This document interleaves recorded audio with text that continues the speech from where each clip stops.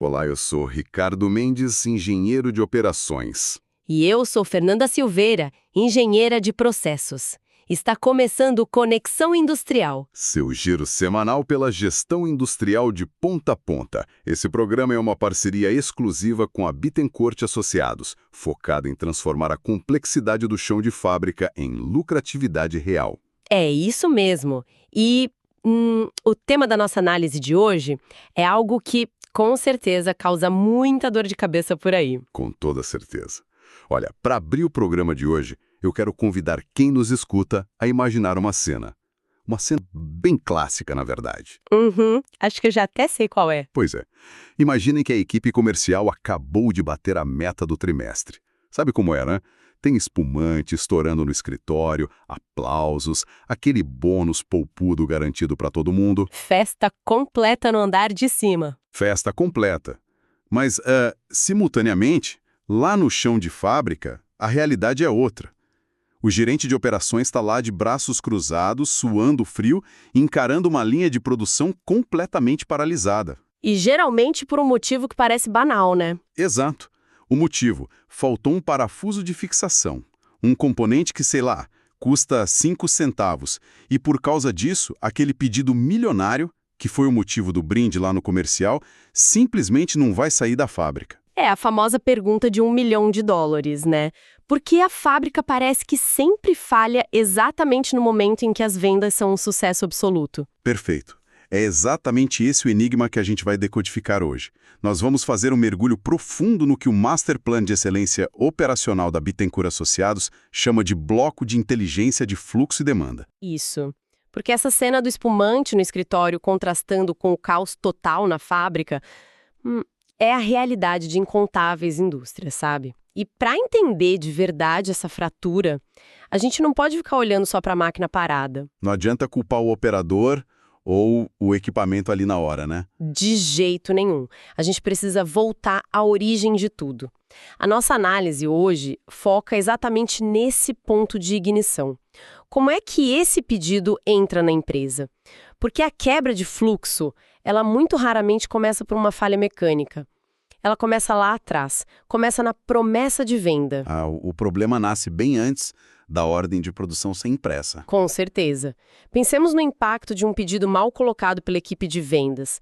Quando o departamento comercial vende um prazo de entrega totalmente irreal, sem consultar a capacidade instalada ou a disponibilidade de insumos da fábrica, isso não é só Um errinho de comunicação. Exato, não é um simples ruído de comunicação entre setores. O diagnóstico da consultoria nesse material é muito taxativo. Trata-se de uma falha crítica de governança. Falha de governança. É um termo forte. Mas olha, eu vou fazer o papel de advogado do diabo aqui, tá? Porque vamos colocar o dedo na ferida. No mundo real, corporativo, o mercado exige velocidade. O cliente quer a resposta para ontem. Ah, sim. A pressão do mercado é gigante. Então pensa comigo. Se o comercial tiver que parar a negociação por 3 dias só para validar cada especificação técnica ou checar cada código de produto com a fábrica antes de assinar o contrato, a concorrência vai lá e leva o cliente. Cobrar essa precisão milimétrica na entrada do pedido não é acabar engessando a companhia com uma burocracia excessiva? Olha, essa é a justificativa clássica, sabe? É o que a gente mais ouve para justificar operar no escuro. Mas a matemática do chão de fábrica, ela simplesmente não perdoa. O que parece ser uma agilidade comercial fantástica na hora de assinar o contrato, acaba virando um gargalo brutal lá no sistema integrado, no IRP da empresa. Vira uma bola de neve no sistema. Totalmente. Vamos analisar a mecânica da coisa. Se o vendedor vai lá e insere o pedido com o código da matéria-prima errado, só porque ele queria fechar logo no sistema para garantir a comissão, o IRP vai processar isso e vai gerar uma lista de materiais, a famosa BOM, completamente corrompida. E aí o estrago já está feito, porque a máquina vai aceitar o que foi digitado, né? Exatamente. O departamento de compras, confiando no sistema, vai adquirir a resina errada. A engenharia, por sua vez, vai preparar as ferramentas para o molde errado. E quando é que esse erro vai ser descoberto? Só na beira da máquina, quando o operador tentar montar a peça e ver que não encaixa. Isso. E aí, o custo desse erro não vai ser só o atraso daquele pedido específico. Vai ser a matéria-prima desperdiçada que foi comprada à toa, o tempo de setup da máquina que foi perdido e, o pior de todo, o atraso de todos os outros pedidos que estavam ali na fila e acabaram sendo atropelados por esse erro. Trazendo isso para uma analogia tátil, que eu acho que facilita muito para a nossa audiência visualizar, é como gerenciar a operação de um grande restaurante, sabe? Boa, eu gosto dessa comparação. Imagina a cena. O maitre do restaurante vai lá e aceita 500 reservas para a noite de sábado. E por que ele faz isso? Porque ele não quer perder faturamento de jeito nenhum. A meta dele é lotar o salão. E garantir a gorjeta gorda. Claro, só que tem um pequeno detalhe. A cozinha desse restaurante tem fornos que são dimensionados para entregar apenas 100 pratos por noite. Ou seja, a conta não fecha nem por um milagre. Não fecha. E tem um agravante ainda pior nessa história. As 500 mesas foram confirmadas sem que ninguém, absolutamente ninguém, abrisse a porta da despensa para checar se havia ingredientes suficientes para todo mundo. Ninguém olhou o estoque. E o que acontece no sábado à noite? O caos total. Exato. A consequência lógica é que a operação inteira entra em modo de contingência. Não existe mais um fluxo cadenciado, os garçons ficam loucos, o chefe de cozinha se desespera. A fábrica, nesse caso, passa simplesmente a apagar incêndios. O planejamento vai para o lixo. É a definição perfeita do caos operacional. A operação deixa de ser um processo projetado, estruturado e passa a ser uma reação em cadeia de urgências artificiais. O planejamento prévio é literalmente rasgado. E o mais interessante é que os indicadores de entrada eles medem isso de forma muito clara. Não dá para dizer que é surpresa. Os dados mostram. Mostram sim. Os materiais da Bittencourt que apontam duas métricas cruciais que a liderança precisa monitorar logo na largada: a taxa de erro de pedido e a aderência de especificação comercial. Se essas duas métricas estão no vermelho logo no início, o caos na expedição já está contratado, é certeza. Já era. É um efeito dominó inevitável. Inevitável. O cliente lá na ponta vai receber o produto com atraso, a empresa vai ser obrigada a pagar multas contratuais pesadas e olha a ironia da situação. Aquele frete urgente, aquele frete aéreo caríssimo que a empresa vai pagar para tentar salvar a entrega e não perder o cliente de vez, esse frete extra vai devorar toda a margem de lucro que o comercial estava comemorando lá no começo com o espumante. Ou seja, vendeu muito, mas no fim das contas a empresa perdeu dinheiro. É o pior dos mundos. Exatamente, a rentabilidade vai pelo ralo. Certo. Mas vamos avançar um pouco no nosso cenário. Vamos supor que, por um milagre de gestão, a empresa consiga resolver essa primeira barreira. O pedido entra limpo, ele vem com a especificação exata, tudo validado, e o prazo negociado com o cliente foi calculado corretamente. O cenário ideal. Sim, o paraíso. Mas a questão é que isso por si só não garante que o produto vai aparecer magicamente lá na doca de expedição no dia combinado. Se a área de planejamento e a área de suprimentos não estiverem operando na mesma frequência, esse pedido que entrou perfeito vai bater direto em um muro de concreto lá no almoxarifado. E é aqui que entra o papel fundamental do PCP e da estrutura de S e OP, certo? Precisamente. O SOP, que é o Planejamento de Vendas e Operações, é basicamente o mecanismo de transmissão dessa máquina. Ele é o que conecta a força do motor, que no nosso caso é o comercial gerando a demanda, às rodas, que representam a fábrica executando a produção. E os dois atores principais dessa engrenagem interna são o PCP, o Planejamento e Controle da Produção, e a área de suprimentos. Duas áreas que precisam conversar o tempo todo. Sem parar. O PCP, para a gente visualizar bem, ele atua como se fosse a torre de controle de um aeroporto super congestionado. Ele recebe todas essas demandas de voo, que são os pedidos, e define a sequência exata de pousos e decolagens em cada máquina. O objetivo dele é minimizar o tempo de setup e otimizar a capacidade produtiva da fábrica inteira. Só que a torre de controle é completamente inútil se os aviões não tiverem combustível, não é verdade? É a peça que falta. E é aí que suprimentos entra em cena. A responsabilidade deles é garantir a chegada exata do material necessário, na quantidade certa e no momento que o PCP programou para a máquina rodar. A sincronia entre os setores que mora um dos maiores ralos de caixa da indústria contemporânea. Pensa comigo para que nos ouve entender a gravidade. Quando o comercial trabalha como se fosse uma ilha isolada, escondendo a previsão de demanda, ou pior, alterando o portfólio de vendas a cada quinzena só para tentar bater umas metas de curtíssimo prazo. Aquela correria de fim de mês para fechar a cota. Isso. Quando isso acontece, suprimento perde completamente a referência do que precisa comprar. A consequência direta disso é que os compradores passam a atuar na base do pânico. Eles ficam apavorados e começam a comprar estoques de segurança gigantescos para se protegerem das surpresas do comercial. Eles compram por achismo, né? Para não faltar nada e a culpa não cair neles. Compram no escuro. E o resultado prático disso? A empresa passa a acumular montanhas do que a gente chama de estoques obsoletos. É o dinheiro da empresa parado ali no galpão. É o famoso efeito chicote na sua forma mais destrutiva possível. Sem dúvida alguma. São pilhas e pilhas de matéria-prima que não se convertem em produto acabado de jeito nenhum. Simplesmente porque a demanda do mercado mudou de uma hora para outra. E essas pilhas ficam lá, ocupando um espaço valioso no centro de distribuição, pagando o custo alto de armazenagem, correndo um risco absurdo de vencimento ou de estragar e, no fim das contas, drenando o capital de giro da empresa silenciosamente. E é um dinheiro que faz muita falta no fluxo de caixa, né? Muita falta. E para resolver esse caos, a documentação técnica da consultoria, nesse Master Plan, prescreve uma ferramenta de governança muito objetiva e pragmática, a matriz RACI. E a regra de ouro estabelecida nessa matriz é que na definição do prazo de entrega de um pedido, o PCP é quem detém a letra A, de aprova. O comercial deve ser apenas consultado, ou seja, ele carrega a letra C. Essa é a regra estrutural básica de governança. O PCP é o dono da decisão técnica de capacidade da fábrica. Ponto. O comercial, ele traz a dor do cliente, ele traz a urgência do mercado, mas ele não pode, sob hipótese alguma, ditar autonomamente quando a linha de produção vai entregar aquele lote. Perfeito. Mas, de novo, vamos ser bem francos e trazer a discussão para a realidade das indústrias de quem nos acompanha. Em uma reunião de diretoria, daquelas tensas de fim de mês, se o diretor de vendas coloca na mesa um contrato de milhões de reais e diz com todas as letras que o cliente só assina se a entrega for feita em exatos 15 dias...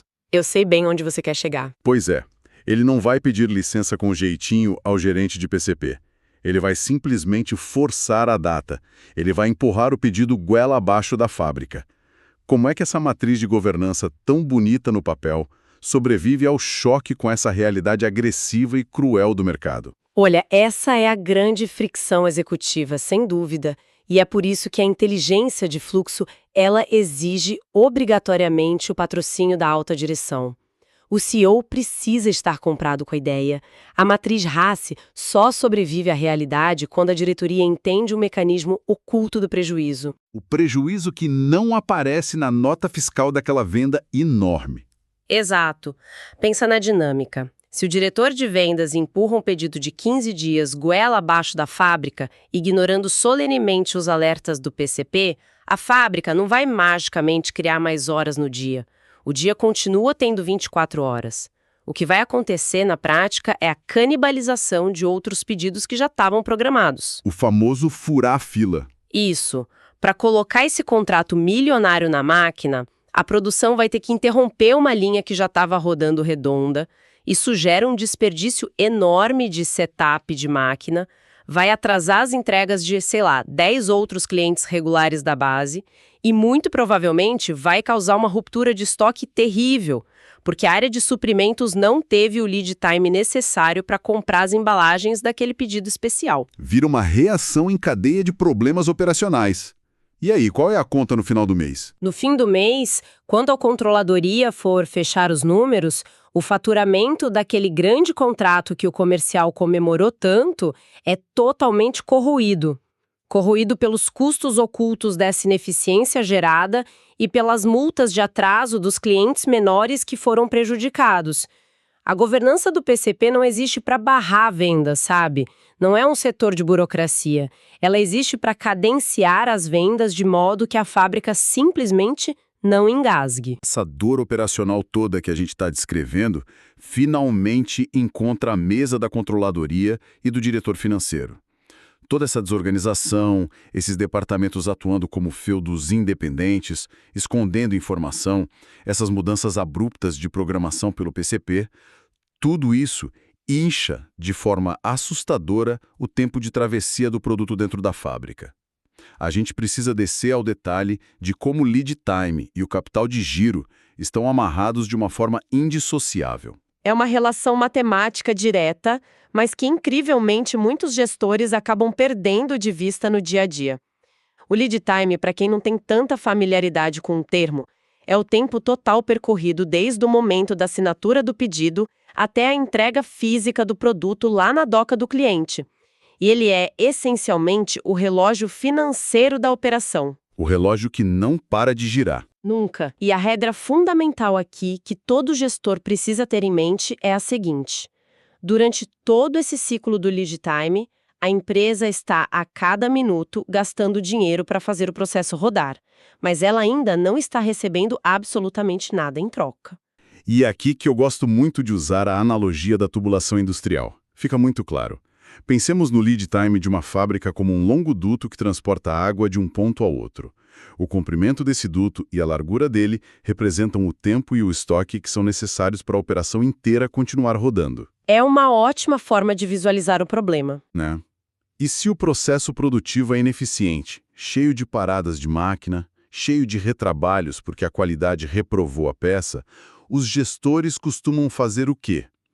Eles costumam alargar esse duto e enchê-lo com mais e mais estoque intermediário, aqueles chamados WIPs, os produtos em processo. Eles fazem isso para tentar manter alguma pressão de saída lá na ponta. É a falsa sensação de segurança de que a fábrica está produzindo porque tem peça rolando para todo lado. Exatamente. O grande problema é que, para manter um duto gigante completamente cheio o tempo todo, a empresa precisa comprar milhões de litros de água, ou seja, de matéria-prima, que ficam parados lá dentro só para garantir que uma gota consiga sair do outro lado na data certa. É uma imagem perfeita dessa ineficiência sistêmica.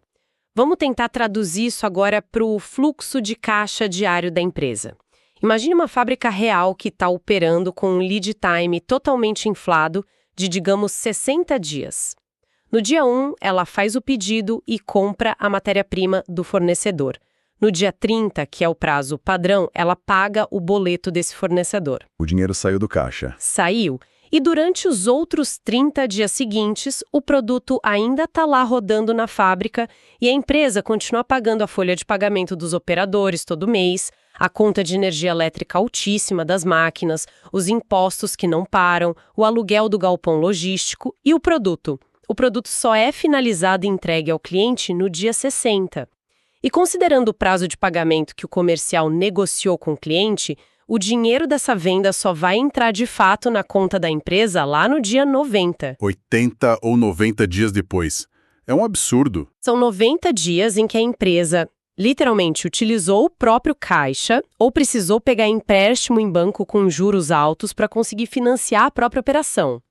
Veja, se o lead time é longo porque o produto fabricado é inerentemente muito complexo, como montar um avião, por exemplo, ok, é uma característica normal do negócio.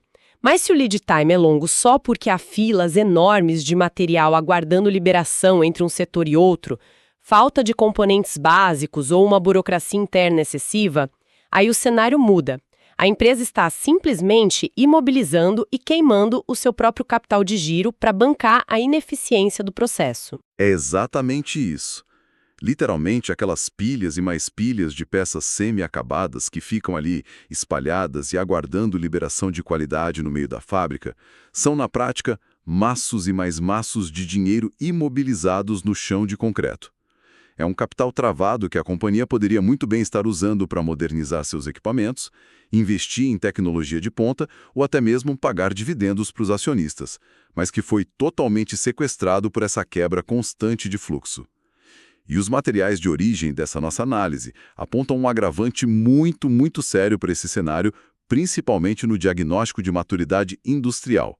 Eles falam sobre a acuracidade dos estoques. O famoso abismo é entre o que diz o sistema e o que existe no mundo real. Isso. A diferença entre o virtual e o físico. Esse diagnóstico que eles propõem força a liderança a responder uma pergunta dolorosa. A acuracidade de estoque de vocês, ela realmente bate o que o ERP, o sistema caríssimo de vocês, mostra lá na tela, corresponde de verdade ao físico que está na prateleira do almoxarifado. E essa é a prova de fogo para saber se existe ou não inteligência de fluxo na empresa. Como assim, a prova de fogo? Dá um exemplo pra gente. É simples. Se o sistema afirma com toda certeza que existem 10 toneladas de chapa de aço disponíveis lá no galpão, o PCP vai olhar isso e vai programar a máquina para rodar. O comercial, confiando no PCP, promete o prazo apertado para o cliente.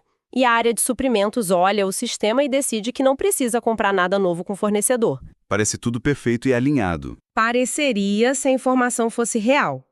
Mas se fisicamente o almoxerife vai lá olhar e descobre que existem apenas 2 toneladas daquela chapa de aço na prateleira, porque todo o resto foi refugado por defeito em turnos anteriores e ninguém, absolutamente ninguém, lembrou de dar baixa no sistema, o impacto disso é devastador. Tudo desmorona numa fração de segundo. Desmorona, porque o lead time de compras para repor essas 8 toneladas de aço que faltam, que já costuma ser um processo complexo e demorado, vai atrasar toda a cadeia de produção que já estava engatilhada.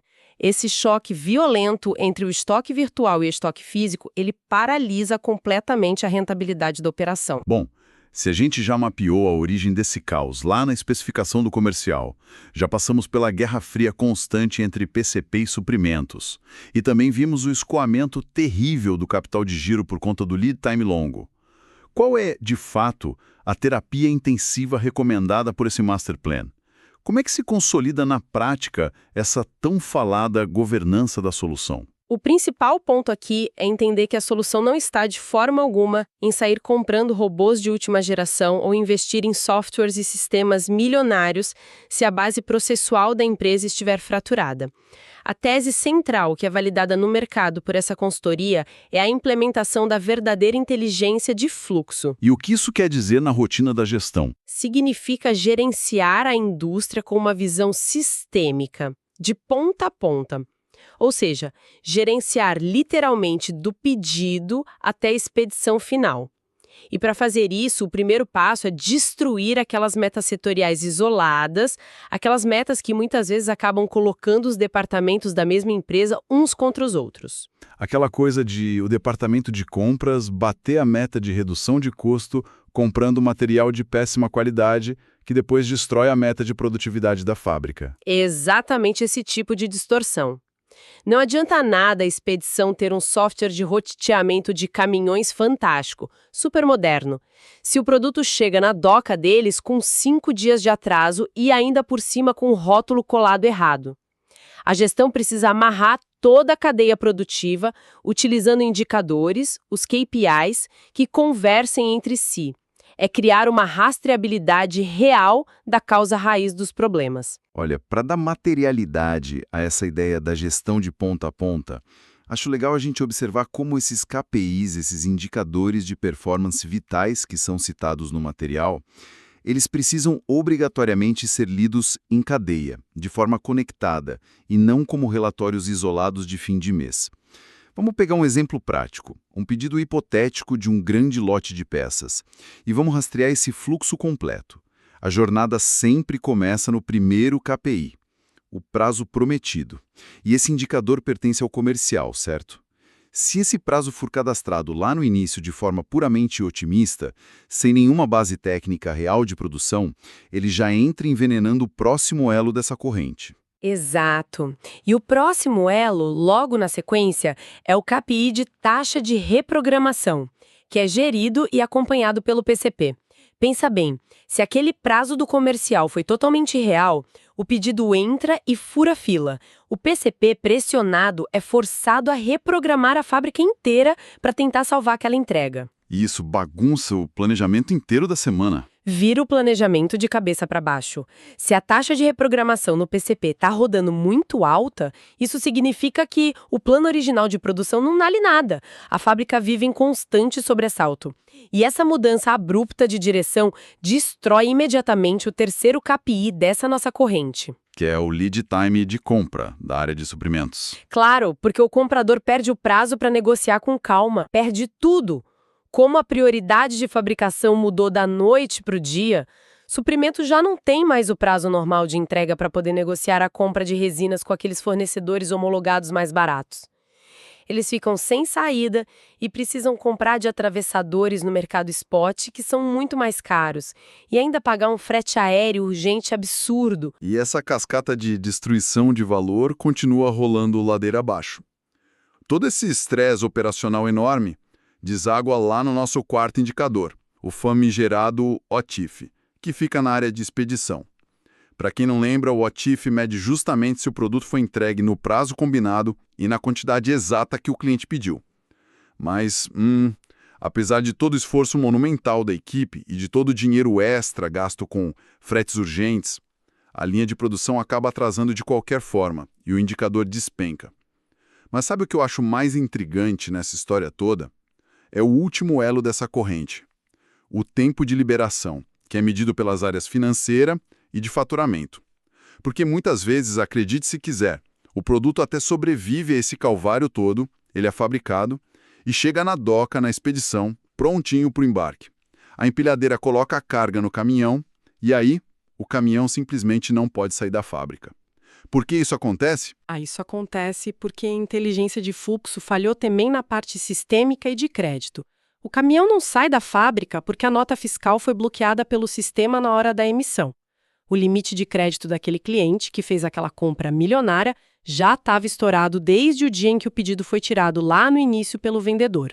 Ou então, sei lá, o CNPJ no cadastro do sistema estava incorreto. É de cair os braços de qualquer gestor. É revoltante, ou seja, a fábrica gastou uma capacidade preciosa de máquina, a área de suprimentos gastou o caixa da empresa com compras de urgência, a engenharia fez verdadeiros malabarismos na linha, e tudo isso para produzir um lote que o sistema financeiro nem deveria ter deixado entrar na pauta de produção para começo de conversa.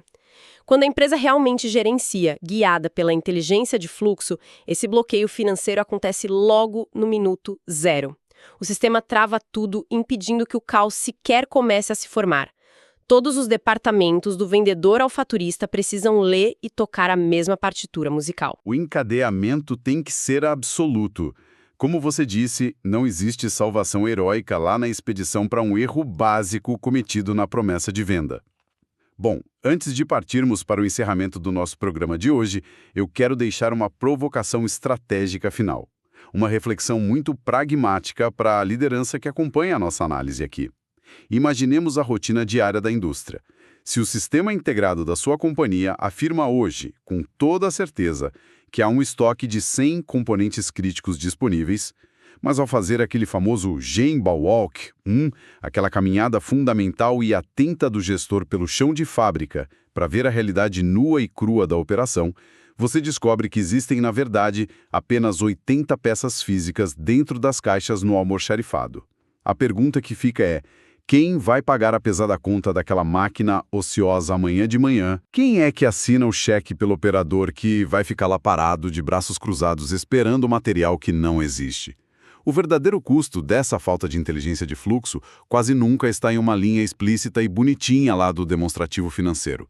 Ele é um fantasma silencioso. Ele se esconde exatamente nessas áreas cinzentas, nesses enormes abismos de comunicação e nas constantes transferências de responsabilidade entre um departamento e outro. O fluxo da sua fábrica é contínuo ou interrompido por falta de comunicação entre as áreas. Este foi o Conexão Industrial. Nosso encontro é toda quarta-feira. Uma produção para Bittencourt e Associados. Até a próxima!